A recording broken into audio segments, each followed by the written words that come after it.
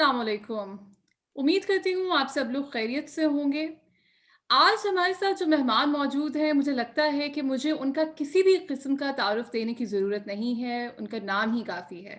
हमारे साथ Pashtun तहफ़्फ़ुज़ movement PTM के मुमताज़ रहनुमा मोहसिन दावड़ साहब मौजूद हैं, जो पाकिस्तानी पार्लियामेंट के मेंबर भी हैं।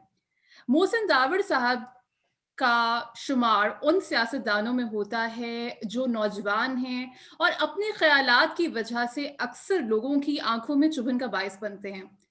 आज के इस पॉडकास्ट में हम मोहसिन साहब से उन सवालात के बारे में बात करेंगे जो ज़्यादातर लोगों के ज़हनों में आते हैं।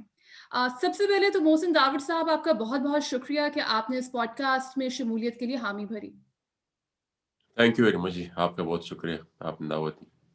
मोहसिन साहब सबसे पहले हम आते हैं आपकी जमात पश्तून तहफ़्फ़ुज़ मूवमेंट से रिलेटेड सवालात की तरफ। सबसे पहले तो हमारे व्यूअर्स जो कि एक आम पाकिस्तानी ऑडियंस पे मुश्तमिल हैं, आप सबसे पहले तो ये बताइए कि पश्तून तहफ़्फ़ुज़ मूवमेंट का मतलब क्या है और इसका बुनियादी मंशूर क्या है? क्या वजह थी जिसकी वजह से अम, इसका क़याम करना पड़ा? देखिए जी, बुनियादी तौर पर तो ये तंज़ीम अभी भी बनने के मराहिल से गुज़र रही है। इनिशियली तो ये एक पॉलिटिकल मॉब था, जो उन लोगों को की नुमाइंदगी कर रहा था जो जिन्होंने ऑपरेशंस देखे, जिन्होंने तालिबानाइज़ेशन देखी, जिन्होंने अपने अज़ीज़ व अकारिब के गले कटते देखे और फिर जो डिस्प्लेस्ड हुए, कैंपों में ज़िंदगियाँ गुज़ारी और उसके बाद फिर जब ऑपरेशन के बाद आखिरी उम्मीद लेकर वापस अपने इलाकों में गए, इस उम्मीद के साथ कि हम वापस जाकर इज़्ज़त की और एहतराम की ज़िंदगी गुज़ार सकेंगे। लेकिन बदकिस्मती फिर ये थी कि जब वो फिर वापस गए तो वो माहौल नहीं था। उन्हें उन्हें मज़ीद पहले से भी ज़्यादा अम, मुश्किलात का सामना उठाना पड़ा, देखना पड़ा और एक ऐसी माहौल में उनको ज़िंदगी गुज़ारने पर मजबूर किया गया, जो किसी भी तौर पर हम उसको एक आज़ाद मुआशरा नहीं कह सकते। मामूली-मामूली बातों पर लोगों की तज़यीक, उनकी तज़लील और चेक पोस्टों पर उनके साथ इंतहाई नामुनासिब रवैया, फिर बगैर किसी कानून के, बगैर किसी अदालती कार्रवाइयों को के लोगों को उठाना और मतलब अपनी कोताहियों का ज़िम्मेवार भी उन्हीं को ठहरवाना, क्योंकि अक्सर किसी न किसी इलाके में आईडी ब्लास्ट हो जाती थी, या कोई माइन ब्लास्ट हो जाती थी, तो वो ऑपरेशन तो ना वज़ीरिस्तान के अवाम ने किया है, ना ऑपरेशंस तो पाकिस्तान फ़ौज ने किया है। मतलब अगर वहाँ पर अगर कोई माइन रह गया है या कोई आईडी ब्लास्ट होती तो उसकी रिस्पॉन्सिबल तो फिर फ़ौज ही है, क्योंकि उन्होंने ही ये सारी एक्सरसाइज़ की। लेकिन उसका ज़िम्मेवार भी फिर आम अवाम को ठहराते थे और वो उन पर इंतहाई बदतरीन तशद्दुद होता था और उनको उनकी तज़लील की जाती। तो इस तमाम सिचुएशन से फ्रस्ट्रेट होकर और ये जो आखिरी उम्मीद थी जिसकी तरफ मैंने इशारा किया कि लोगों की आखिरी उम्मीद ये थी कि हम वापस जाएँगे और इज़्ज़त की ज़िंदगी गुज़ारेंगे। इसी उम्मीद के साथ वो जो पिछले चंद फेजेज़ थे, जो डिस्प्लेसमेंट थी या जो तालिबानाइज़ेशन थी, वो इसी उम्मीद के साथ लोगों को तो वो आखिर उम्मीद भी जब मतलब उसमें भी जब लोगों को मायूसी देखने को मिली तो वो फिर दे were waiting for a call और वो आवाज़ फिर जब उन्होंने सुनी तो लोग उसके इर्द-गिर्द फिर जमा हो गए। बुनियादी मुतालबात तो शुरू में जब हम लेकर आए थे इस्लामाबाद, उनमें तो बहुत ही अ, वो सिंपल, मतलब आज की इस मुहज़्ज़ब दुनिया में लोग अगर आप किसी को बताएँगे कि ये मुतालबात लेकर एक इतना बड़ा मॉब, वो नकीबुल्लाह शहीद के कत्ल के बाद उसके कातिल की गिरफ्तारी थी और साथ ही साथ जो लैंड माइन्स थे उनका सफाया था اور پھر مسنگ پرسن ایک بہت بڑا انفورسڈ ڈسپیرنس ایک بہت بڑا ایشو ہے. وہ ہمارا مطالبہ یہ تھا کہ بابا اس ملک میں قانون موجود ہے, اس ملک میں ایک آئین ہے, تو یہ کوئی مطلب اندھیر نگری تو ہے نہیں کہ آپ بندے کو اٹھا لیتے ہیں 8 9 10 سال تک ان کے عزیز و اقارب کو پتہ نہیں چلتا کہ بھائی وہ زندہ ہے مر گیا ہے. اب اگر انسان وفات پا جاتا ہے تو وہ تو مطلب اس کے اہل و عیال 1 2 3 دن تک سوگ مناتے ہیں, پھر وہ اس کی ایبسنشیا میں یوز ٹو ہو جاتے ہیں. لیکن جب ایک بندہ ایک گھر سے غائب ہو جاتا ہے تو وہ ایک مسلسل ٹراما ہوتا ہے جو ان کے فیملیز کو دیکھنا پڑتا ہے. تو یہ چند مطالبات ہم لے کر آئے تھے, اور پھر اس کے بعد بنیادی مطالبہ ہمارے جنگ کا خاتمہ ہے جو اس خطے میں 40 45 سال سے لڑی جا رہی ہے. کبھی افغان جہاد کے نام پر, کبھی اس کو پھر طالبانائزیشن کے نام پر ایک اور رنگ دیا جاتا ہے, اور اب ہمیں خدشہ ہے کہ مستقبل میں بھی اس طرح کے ایڈونچرز کیے جائیں گے. تم بنیادی مطالبہ اس جنگ کا خاتمہ ہے, یہ باقی تمام چیزیں اس جنگ کے بائی پروڈکٹس ہیں. مطلب اگر ہم انفورسڈ ڈسپیرنسیز کی بات کریں یا جو ٹارچر ہے اس کی بات کریں, ایکسٹرا جوڈیشل کلنگز کی بات کریں, یہ سارے اس جنگ کے بائی پروڈکٹس ہیں. تو بنیادی طور پر ہم اس جنگ کا خاتمہ چاہتے ہیں جو اس خطے میں پچھلے 40 45 سال سے لڑی جا رہی ہے, ایک نام سے یا دوسرے نام سے. تو یہ چند بنیادی ہمارے مطالبات ہیں جن کو لے کر ہم اپنی جدوجہد کر رہے ہیں. محسن داور صاحب، پشتون تحفظ موومنٹ کا کہنا ہے کہ وہ ایک سیاسی جماعت نہیں ہے اور یہ بنیادی طور پر ایک تحریک ہے. لیکن اگر آپ کے مطالبات دیکھے جائیں، کیونکہ آپ ہیومن رائٹس کی بات کرتے ہیں، آپ ایک عام پشتون کے تحفظ کی بات کرتے ہیں، تو it is political in nature, یہ ایک سیاسی تحریک ہے. اس کو ابھی تک ایک سیاسی جماعت کیوں نہیں بنایا گیا؟ دیکھیے, جس میں مختلف رائے ہے تحریک کے اندر بھی, اور میری تو اپنی رائے, کیونکہ میں خود بھی پارلیمنٹ میں چونکہ بیٹھا ہوں, تو میری اپنی رائے اس کو میں مزید وضاحت کی ضرورت پھر رہ نہیں جاتی. لیکن چونکہ میں نے شروع میں کہہ دیا تھا کہ یہ ایک موب تھا انیشلی, مختلف الخیال لوگ اس میں شامل ہو گئے تھے, مختلف نظریات, مختلف سوچ فکر رکھنے والے لوگ اس میں شامل ہو گئے تھے. تو پھر اس طریقے سے مطلب سب کو ایکوموڈیٹ کرنا پڑتا ہے, سب کی جو رائے ہے اس کو مد نظر رکھنا پڑتا ہے. تو فی الحال اس پر کنسنسس نہیں بنا کہ مطلب یہ ایک سیاسی جماعت بنے, اور میری اپنی رائے مطلب this is the only way out. لیکن بہرحال مختلف ساتھیوں کی مختلف رائے ہیں, تو اس پر ابھی تک فی الحال کنسنسس نہیں بنا, اور یہ فی الحال P T M is not into parliamentary politics. صحیح. اچھا، آپ کے ساتھ ریاست کو کچھ خاص قسم کا آبسیشن ہے. مثال کے طور پر آپ پی ڈی ایم کے کوئٹہ کے جلسے کے لیے جاتے ہیں تو آپ کو سڑک کے رستے واپس بھیج دیا جاتا ہے. آپ پر ایک دم سے ایک مقدمہ قائم ہوتا ہے اور آپ کو جیل میں بھیج دیا جاتا ہے. آپ پی ڈی ایم پشاور کے جلسے میں شامل بھی نہیں تھے اور اے آئی وائی پر ایک ٹکٹ چلا کہ آپ نے نعرے لگوائے لڑو بر افغان، جبکہ آپ اس جلسے میں شامل نہیں تھے. تو ذرا یہ بتائیے کہ ایک تو اس نعرے کا مطلب کیا ہے اور یہ آپ سے کیوں ایسوسیٹ کیا جاتا ہے؟ یہ ایک خیال کیوں بنا لیا گیا ہے کہ آپ جو بھی بات کریں گے وہ اینٹی اسٹیٹ ہوگی؟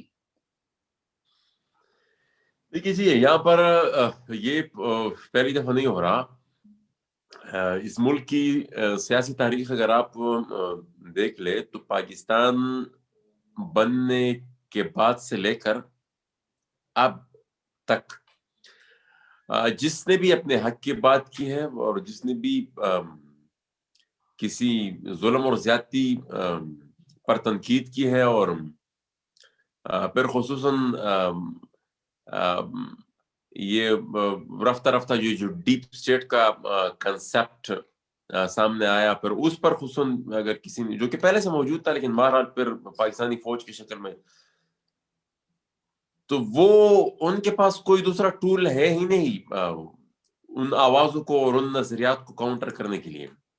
मतलब आप देख लें ना, बादशाह खान के ज़माने से देख लें, फिर फिर ये जो नेप की, फिर वहाँ पर बंगाल इसी वजह से हमसे जुदा हो गया, मतलब वो अवामी लीग की जितनी भी क़यादत थी, दे वर एन्जॉयिंग अ पॉपुलर सपोर्ट, लेकिन वो फिर उसको भी इस तरीके से ललकारा गया। नेप की जितनी क़यादत थी उसको भी मतलब गद्दारी के मुकदमात का सामना करना पड़ा, वो उसको बैन किया गया।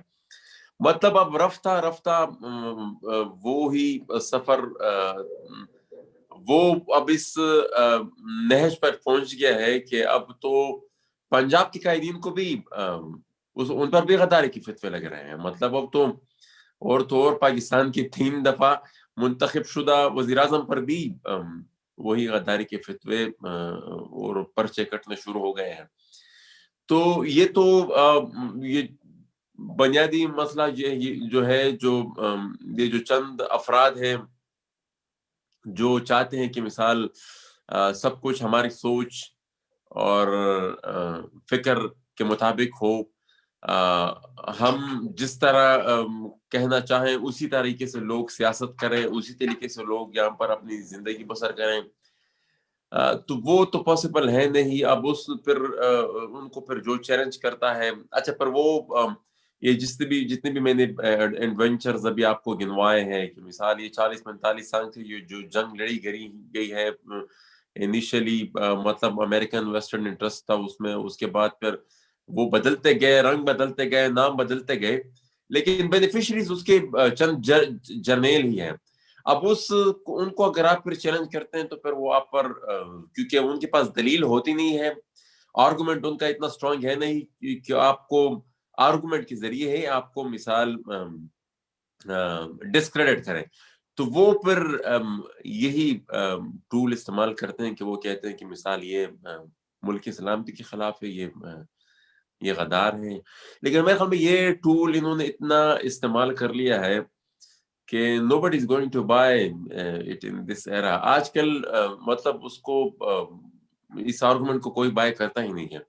क्योंकि इन्फॉर्मेशन का दौर है, मतलब फिंगर टिप्स पर आपको हर फर्द और हर इदारे और हर तहरीक और हर तंज़ीम के मुतालिक तमाम तर हक़ाइक़ और तमाम तर इन्फॉर्मेशन मिल जाती है। हाँ, कुछ ना कुछ वो थोड़ी बहुत वो इंजीनियरिंग वो कर लेते हैं, क्योंकि अ, मेजॉरिटी सेक्शन अभी भी हमारे मुआशरे का ये है, हमारे मुल्क का ये है कि जो काफ़ी हद तक एपॉलिटिकल है, और उसमें भी हमारी रियासत का काफ़ी बड़ा किरदार है कि भई अपने मुल्क के अपने इस मुआशरे को अम, इस तरीके से उसकी परवरिश करनी है कि वो मतलब सोचने और समझने की जो सलाहियत है वो कुछ ज़्यादा हद तक उनमें ना हो। लेकिन फिर भी मतलब आप एक काउंटर नैरेटिव पेश करने के लिए सोशल मीडिया की तरह के टूल्स हमारे पास भी आ गए हैं। तो वो उनके पास ना दलील है, उनके पास ना कोई स्ट्रॉन्ग अ आर्गुमेंट है। तो यही एक चीज़ है, और उसको ये इसी टूल को उन्होंने इतना ज़्यादा यूज़ किया है कि आजकल कोई उस चीज़ को बाय नहीं करता। जहाँ तक लर-ओ-बर अफ़गान की बात है, तो देखिए जी, वो कौमियत है तो मतलब नहीं, वो आप देखिए ना, टर्क से दुनिया के कितने ममालिकों में रहते हैं, लेकिन वो फिर भी टर्क्स हैं, मतलब उसको वो कौमियत तो उनकी नहीं बदल सकती। इसी तरह मतलब ये जो एंग्लो सैक्सन ममालिक हैं, मतलब है तो ओरिजिन तो फिर वो अभी भी वही बयान करते हैं।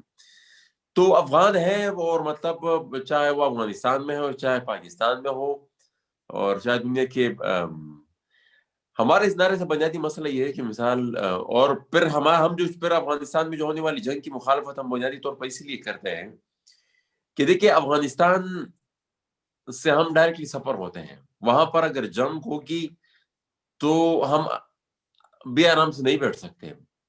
उस जंग की तपिश से फिर हम भी मुतासिर होंगे। एक कौम तो हम है ही, वो तो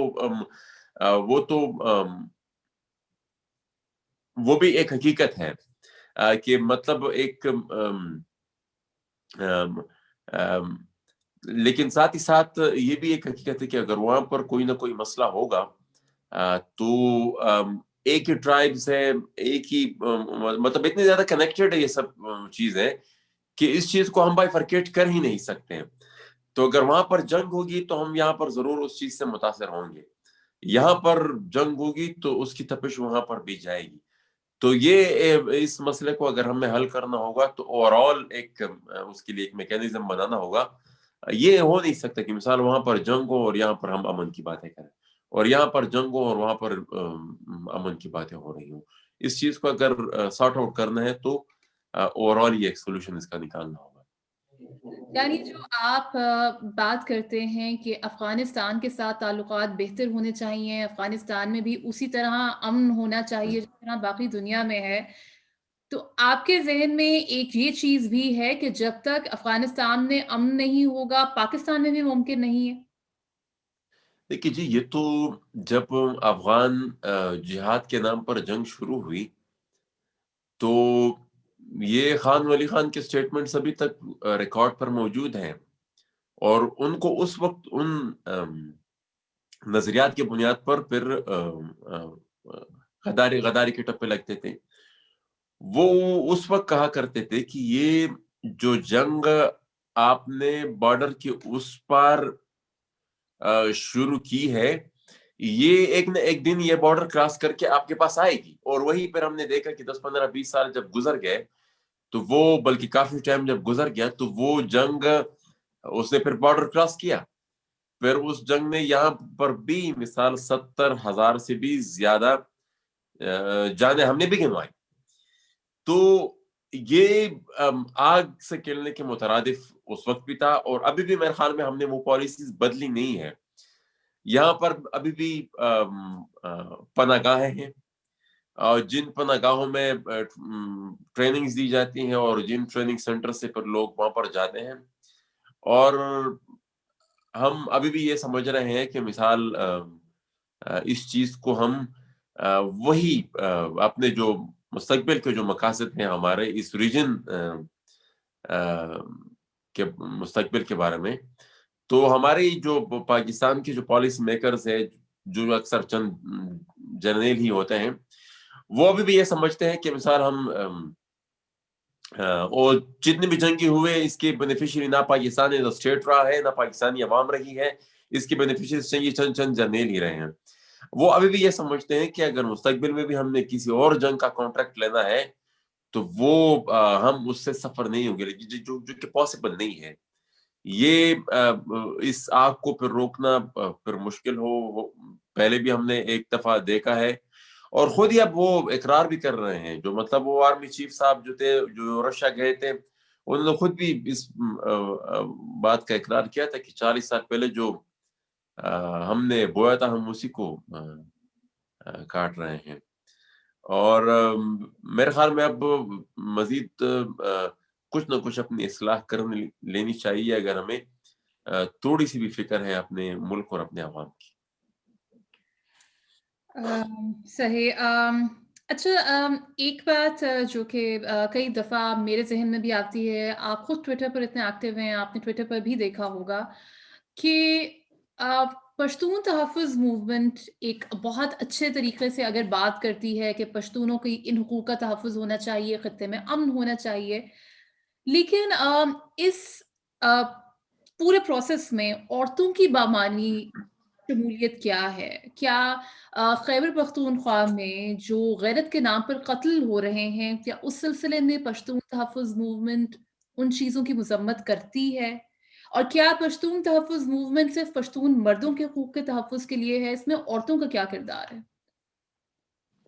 دیکھیے جی، مسائل تو بہت زیادہ ہیں. یہ ظاہری بات ہے، آنر کلنگ جو ہے ایک بہت بڑا مسئلہ ہے، اور ہم اس کی ہر فورم پہ اس کی شدید مذمت بھی کی ہے. مطلب کسی صورت پہ یہ چیز جسٹیفائیبل نہیں ہے. جہاں تک پشتون تحفظ موومنٹ کے پروگرام کی بات ہے تو جس طرح میں نے شروع میں کہا کہ یہ تو ابھی it is still in the process of making. وہ تو پھر جب ایک پراپر پروگرام لے کر یہ پی ٹی ایم سامنے آئے گی تو اس میں ان تمام چیزوں کو ایڈریس کیا جائے گا. اب تو وہی مطلب وہ نقیب اللہ مسعود کے قتل کے بعد جو انیشیل 3-4 مطالبات لکھ کر ہم اسلام آباد آئے تھے، تو انہی چند مطالبات کو لے کر ابھی تک ہم چل رہے ہیں. لیکن یہ پھر جب اسٹرکچر بنے گا اس میں ایک ظاہری بات ہے، پھر ایک پروگرام بھی قوم کے سامنے پی ٹی ایم لے کے آئی. خواتین میرے خیال میں یہ کہتا ہوں کہ عورتوں کے پارٹیسپیشن کے بغیر سوسائٹی بھی انکمپلیٹ ہے. اور بار بار میری سپیچز ریکارڈ پر موجود ہیں، جلسوں میں بھی میں کہہ چکا ہوں. We have to lead with an example, یہ بھی ایک حقیقت ہے. لیکن یہ بھی حقیقت ہے کہ مطلب جب تک وہ فلی پارٹیسپیشن اور انگیجمنٹس وہاں تک نہیں پہنچ پاتی ہماری، تو میرے خیال میں نہ کوئی تحریک کامیاب ہو سکتی ہے، اور نہ ہی کوئی معاشرہ، اگر کوئی کسی جبر کا سامنا کر رہا ہے تو نہ وہ کسی جبر سے نکل سکتا ہے. اگر کسی بھی قسم کا مسئلہ وہ فیس کر رہا ہو، یا مطلب ایک معاشرہ اپنے آپ کو ایوالو کرنا چاہتا ہے، ایک گرو کرنا چاہتا ہے، ترقی کرنا چاہتا ہے، تو میرے خیال میں خواتین کی پیرل پارٹیسپیشن کے بغیر وہ چیز ناممکن ہے. یعنی ہم مستقبل میں یہ امید رکھیں کہ پی ٹی ایم اپنے منشور میں خواتین کے حقوق اور ان غیرت کے نام پر ہونے والی خواتین کے قتل کے سلسلے میں بھی آواز اٹھائے گی. جی بالکل، ہم نے آواز اٹھائی بھی ہے. اور جہاں تک حقوق کی بات ہے، اور میں ایک بات آپ کو بتاؤں کہ ہم نے جو اسٹیٹس کو خصوصاً اس پورے ریجن میں یا جہاں سے یہ تحریک ابری ہے، تو وہ اس کو پی ٹی ایم نے ہی توڑا ہے. مطلب باجوڑ میں یا شمالی وزیرستان میں ایک خاتون تقریر کر رہی ہوتی ہے، تو ایک بہت بڑے مجمع کے سامنے، میرے خیال میں یہ بھی جسٹ ٹو اسٹارٹ وتھ، یہ بھی ایک بہت بڑا کافی مطلب ہے آگے. اٹس اسٹل نتھنگ، لیکن میرے خیال میں جسٹ ٹو اسٹارٹ وتھ یہ still it's a tip of an iceberg. چلیے ٹھیک ہے، ہم امید کرتے ہیں کہ ایک تو پی ٹی ایم اپنا منشور جلد از جلد ڈیولپ کرے، جو بھی آپ کی اسٹرکچرل آرگنائزیشن ہے اس پہ کام ہو، تاکہ اس طرح کی پازیٹیو ڈیولپمنٹ سامنے آئے. اچھا، اب میں وہ سوال پوچھنا چاہتی ہوں جس کے لیے میرے خیال میں زیادہ تر لوگ یہ پوڈ کاسٹ دیکھ رہے ہوں گے، اور میرے خیال میں آپ کو بھی آئیڈیا ہوگا کہ وہ کیا سوال ہے. اور وہ ہے کہ کچھ دنوں سے یہ بات کہی جا رہی ہے کہ آپ غالباً پی ڈی ایم کا حصہ نہیں رہے. آپ نے اپنے ٹویٹر پر اس سلسلے میں ایک تھریڈ لکھا تھا، اور جس میں کافی حد تک وضاحت بھی ہوئی تھی. لیکن بہت اچھا ہوگا اگر آپ اپنے الفاظ میں بیان کر دیں کہ یہ سارا مدعا کیا ہے. دیکھیے جی، مدعا تو سارا یہی ہے کہ مطلب یہ ویسے صرف آج سے نہیں ہوا، یہ 2-2.5 سال سے ہم یہ آنکھ مشولی ہو رہی ہے ہمارے ساتھ. پرسنلی ہمیں تو جتنی بھی پارلیمنٹری ریپس کی جو میٹنگز ہوتی ہے، نہ حکومت کسی میں بلاتی ہے، اور انفارچونیٹلی نہ اپوزیشن کسی میں بلاتی ہے. ہمیں ابھی تک اپوزیشن نے کسی میٹنگ کے لیے نہیں بلایا. اپوزیشن لیڈر جب خود بلاتے ہیں، سوائے بلاول بھٹو صاحب کے، جو انہوں نے پہلے بھی ایک افطاری اور میٹنگ تھی، اس پہ بھی ہمیں بلایا تھا، اور اے پی سی پہ بھی انہوں نے مجھے دعوت دی تھی. تو ایک تو یہ آج سے نہیں ہو رہا. یہ ہم نے بار بار اپوزیشن والوں کا بھی کہ آپ ہمیں اپوزیشن کا حصہ نہیں سمجھتے، مسئلہ کیا ہے. ہم ایسی سچویشن میں ہے کہ نہ حکومت تو خیر وہ تو ویسے ہی مطلب ہمارے ان کی نظریات میں کافی فرق ہیں، لیکن شاید پہلی دفعہ پاکستان کی تاریخ میں ایسا ہوا کہ کچھ افراد وہ آزاد پاس ہو کر آتے ہیں، اسمبلی میں بیٹھتے ہیں، اور اپوزیشن اس کو مطلب اون نہیں کرتی. ڈونٹ نو ریزنس کا تو ہمیں بھی پتہ نہیں ہے وہ تو، لیکن یہ ہے کہ مطلب ہم نے اپنا کردار خوب ادا بھی کیا ہے. ہمیں صرف ایک دفعہ حکومت نے بلایا تھا جب آرمی ایکٹ میں وہ امینڈمنٹ کر رہے تھے، تو اسے ایک دن پہلے ہمیں ایک میٹنگ میں بلایا جس میں تمام پارلیمنٹری پارٹیز کے نمائندگان تھے.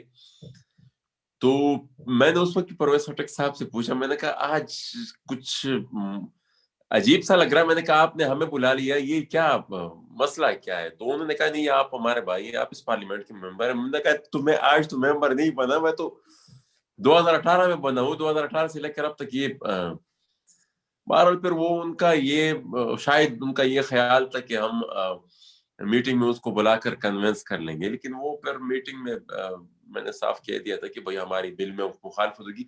تو پھر نیکسٹ ڈے صرف میں نے اور علی وزیر نے ہی اس چیز کی مخالفت کی تھی. باقی اب تو اے پی سی میں ہمیں بلا لیا تھا بلاول بھٹو صاحب نے، اور پھر اس کے بعد میٹنگز ہوئی، لیڈرشپ کی میٹنگز ہوئی، اور جلسے ہوئے. بعض جلسوں میں کچھ لوگوں نے کچھ الائنس بنا کر مجھے ڈس انوائٹ کر دیا تھا. کچھ جلسوں میں کچھ اور لوگوں نے مثال تھوڑا زور لگا کے پھر مجھے انوائٹ کیا تھا. پشاور میں جو ہوسٹ تھے ان کی طرف سے مجھے انویٹیشن نہیں تھی، جمعیت علماء اسلام اور عوامی نیشنل پارٹی.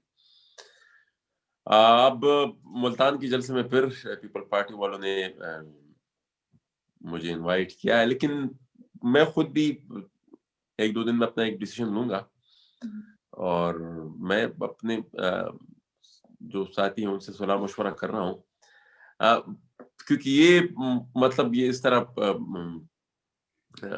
چل نہیں سکتا نا. یہ اس دن بھی جو آرگومنٹ ہوئی تھی، میں تو انٹرنل میٹنگز کے مسائل کو نہیں چاہتا کہ وہ ڈسکس ہو میڈیا میں، لیکن وہ جمعیت علماء اسلام والے نے پوری پریس ریلیز جاری کر دی. میں پھر بھی اس پہ کچھ زیادہ کمنٹ نہیں کرنا چاہتا، لیکن یہ ایک حقیقت ہے کہ میں اپنے نظریات کو سرنڈر نہیں کر سکتا. وہ چاہے جس کیپیسٹی میں جہاں پہ بھی جاؤں اپنی بات میں ضرور کروں گا، چاہے کسی کو اچھی لگے چاہے کسی کو بری لگے، میں اپنی بات کروں گا ضرور. اچھا، اس کا مطلب یہ ہے کہ جب پیپلز پارٹی میزبان ہوتی ہے تو آپ کو بلا لیا جاتا ہے، اور جب جمعیت علماء اسلام کے پاس میزبانی ہو جیسا کہ پشاور کے جلسے میں تھی تو اس وقت آپ سے تھوڑی دوری اختیار کی جاتی ہے. بظاہر تو یہی ہے. کوئٹہ کے جلسے میں مجھے اختر مینگل صاحب نے خصوصی دعوت دی اور عبد المالک بلوچ صاحب نے. اچھا، اب آخری سوال آپ سے کروں گی محسن داوڑ صاحب. میں بالکل سمجھتی ہوں کہ آپ کا وقت بھی بہت قیمتی ہے، اور وہ آخری سوال یہ ہے کہ جیسا کہ آپ کا کام ایک خاصی مصروف نوعیت کا ہے، آپ کے اوقات کا بھی اس طرح کچھ پتہ نہیں ہوتا، پھر سیکیورٹی رسکس بھی انوالوڈ ہیں آپ کے کام میں، جس طرح آپ آواز اٹھاتے ہیں اور جس طرح آپ کے اینٹی اسٹیبلشمنٹ نظریات ہوتے ہیں وغیرہ. تو یہ بتائیے کہ آپ کس طرح اس چیز کو بیلنس کرتے ہیں اپنی فیملی لائف کے ساتھ؟ کیا آپ کی فیملی بھی آپ کو ان سب چیزوں میں سپورٹ کرتی ہے؟ کیا ان کو آپ کے تحفظ سے ریلیٹڈ خطرات لاحق نہیں ہوتے؟ دیکھیے جی، سپورٹ تو کیا ہے انہوں نے، ہوں، اور لیکن میں بھی فیل تو کرتا ہوں کہ مثال وہ کمی تو محسوس کرتے ہیں جو وقت مطلب family life. I have no family life, میرے پاس کوئی ٹائم نہیں ہوتا ان کو دینے کے لیے، کیونکہ میں اکثر اکثر تو میں روڈ پہ ہی ہوتا ہوں، ایک شہر سے دوسرے شہر، دوسرے شہر سے دوسرے شہر. تو اکثر میری جو چھوٹی بچی ہے، میں جب جاتا ہوں تو میں نے کہا یہ بندہ کون ہے کہ جب آتا ہے ہفتہ 10 دن بعد پھر غائب ہو جاتا ہے. مسائل تو جی ہیں، مطلب وہ ظاہری بات ہے، وہ جو ڈیو ٹائم ان کو دینا چاہیے تھا وہ تو ان کو نہیں مل رہا. لیکن मतलब वो भी सपोर्ट कर रहे हैं, मतलब वो अम, मैं ये कह रहा हूँ कि वो भी कुछ ना कुछ वो भी अपना हिस्सा डाल रहे हैं, ये सब कुछ अम, देखते हुए भी, और मतलब वो जो वक़्त मैंने उनके मेरा थोड़ा बहुत उनके साथ भी कुछ मुझे गुज़ारना चाहिए था। वो भी मतलब तो फॉर अ ग्रेटर कॉज़ वो भी समझते हैं कि मिसाल अम, इस मिट्टी के लिए, इस अपने इस धरती के लिए अ, बस वो भी अपना हिस्सा ही डाल रहे हैं, मैं तो पर ही इसी तरह समझूँगा। लेकिन फिर भी मैं ये समझता हूँ कि कुछ ज़्यादा इंसाफ़ नहीं कर रहा मैं उनके साथ। लेकिन मजबूरी है, मतलब यहाँ पर ये काम ही ऐसा है, ये सिलसिला ही अब ऐसा वो हो गया है कि भई वो अ, उस तरीके से इस चीज़ को मैनेज करना पॉसिबल नहीं है। तो यानी आपकी फैमिली भी आपके साथ-साथ इस काम में अपना हिस्सा डाल रही है and they are also a part of your journey. So definitely जी, वो ये उनके कपाट ही हो गया कि मिसाल मेरी जो जिस तरह मैंने शुरू में किया कि जो वक़्त थोड़ा बहुत मेरा उनके साथ भी जो मुझे गुज़ारना चाहिए था, वो नहीं हो रहा, बिल्कुल ही मतलब।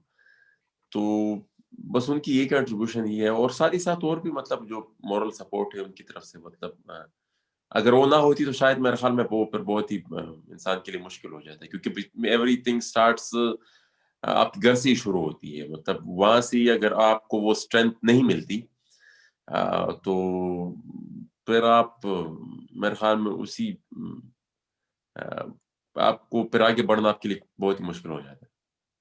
जी, बिल्कुल।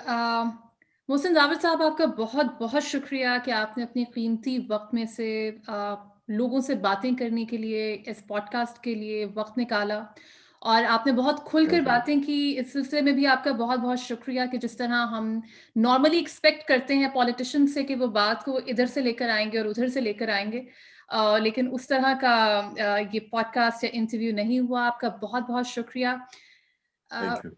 बहुत आप शुक्रिया। सब लोग जो ये पॉडकास्ट देख रहे हैं, आप सब लोगों का भी बहुत-बहुत शुक्रिया कि आपने अपना वक़्त निकाला और इस इंटरव्यू को देखा और मैं उम्मीद करती हूँ कि मोहसिन दावड़ साहब के हवाले से हमारे ज़हनों में जो सवालात हैं वो बातें जो हम इनसे नहीं कर सकते, वो बातें जो हम तक नहीं आती क्योंकि ये मेन स्ट्रीम मीडिया में ज़्यादातर इनको कवरेज नहीं दी जाती।